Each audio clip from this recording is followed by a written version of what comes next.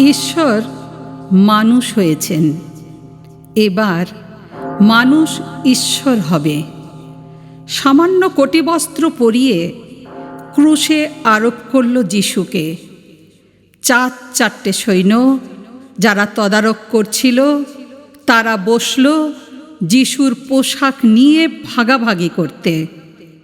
কেউ নিল বহির্বাস, কেউ কোমরবন্ধ, কেউ পাগড়ি, কেউ জুতো।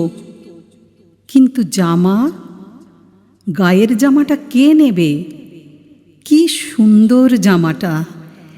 এক ফোঁড় সেলাই নেই কোথাও, সমস্তটা একসঙ্গে বুনে তোলা, বুঝি ওর মার তৈরি। কিন্তু এটা তো আর ছিঁড়ে 4 ভাগ করা যাবে না। এসো আমরা জুয়ো খেলি, দেখি কার বরাত খোলে। যিশু নিদারুণ যন্ত্রণায় বিদ্ধ হচ্ছেন, আর তাঁরই ক্রুশের নিচে বসে জুয়ো খেলছে সৈন্যরা। নিপীড়িত মানুষের মধ্যে কাঁদছেন ঈশ্বর। আমরা ওদিকে দেখছিও না তাকিয়ে। কে কোন ভোগ্যবস্তু আয়ত্ত করতে পারি তারই ফিকিরে বসেছি জুয়ো খেলতে। 2 চোরের মাঝখানে রাখা হয়েছে যিশুকে।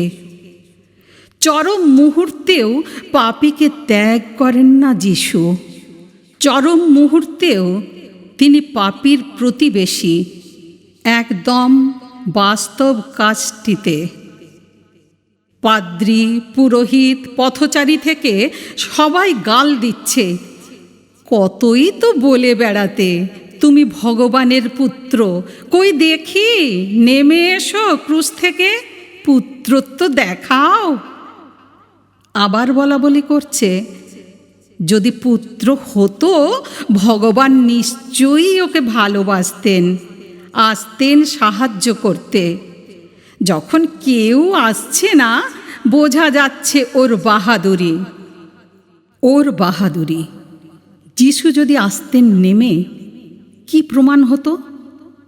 প্রমাণ হতো ঈশ্বর প্রেম ক্রুশ পর্যন্তই যেতে পারে।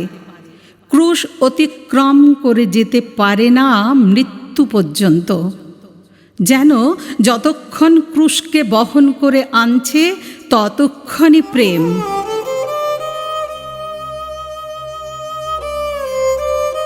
যেই ক্রুশে বিদ্ধ হলো আর প্রেম নেই। যেন প্রেমের কোথাও টানা যায় সীমারেখা। বলা যায় এতটুকু, এত দূর, এই অবধি। কিন্তু বাঁচালেই প্রেম, মারলে প্রেম নয়। এমন কি যন্ত্রণা আছে যা প্রেম বইতে পারে না? কি লাঞ্ছনা আছে যা পারে না ক্ষমা করতে? যিশু হঠাৎ আর্তনাদ করে উঠলেন, হে ঈশ্বর, আমায় কেন তুমি ত্যাগ করলে? এই কান্না তো আমাদের কান্না, আমাদের নালিশ।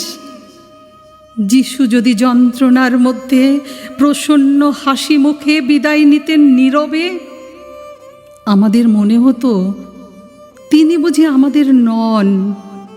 ঈশ্বর হয়ে তিনিও ছেড়ে গিয়েছেন আমাদের।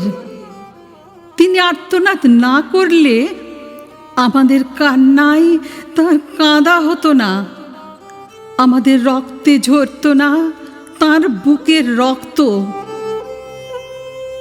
মানুষ ঈশ্বরকে হত্যা করল, মানুষকে বাঁচিয়ে দিলেন ঈশ্বর। মানুষ ঈশ্বরকে দিলেন নশ্বরতা, ঈশ্বর মানুষকে দিলেন অমরত্ব। ঈশ্বর মানুষ হলেন, মানুষ এবার ঈশ্বর হবে।